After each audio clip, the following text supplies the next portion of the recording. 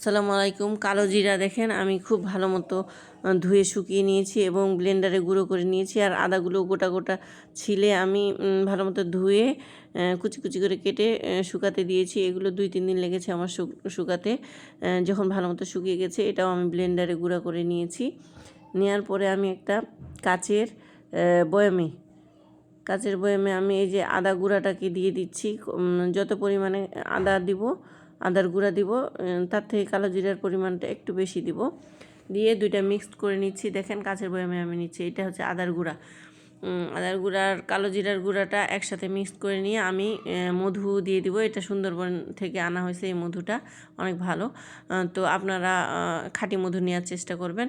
আর কালো জিরা তো আপনারা জানেন যে কোরআনে উল্লেখই আছে যে মৃত্যু ব্যতীত সব রোগের ঔষধ।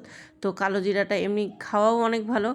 আর এটা এই মিক্সটা আমি দেখেছি বাইরের দেশে যে কালো জিরা এবং আদা একসাথে মিক্সড করে মধু মিশিয়ে এটা বিক্রি হয় অনেক চড়া দামে। তো আমাদের দেশে সুপার শপগুলোতে আছে কিনা আমি জানি না।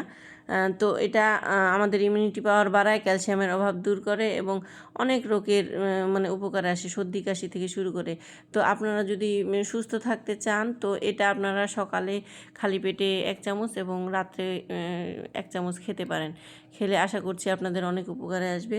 তো এটা অবশ্যই বানিয়ে আপনারা আসলে সব সময় মিক্সড করে খাওয়াটা হয়ে ওঠে না।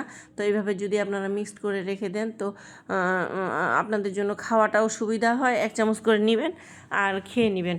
তো এতে এইভাবে করে সর্দি কাশি থেকে সব কিছু থেকে ভালো থাকা যায়। তো ভালো থাকবেন। আল্লাহ হাফেজ।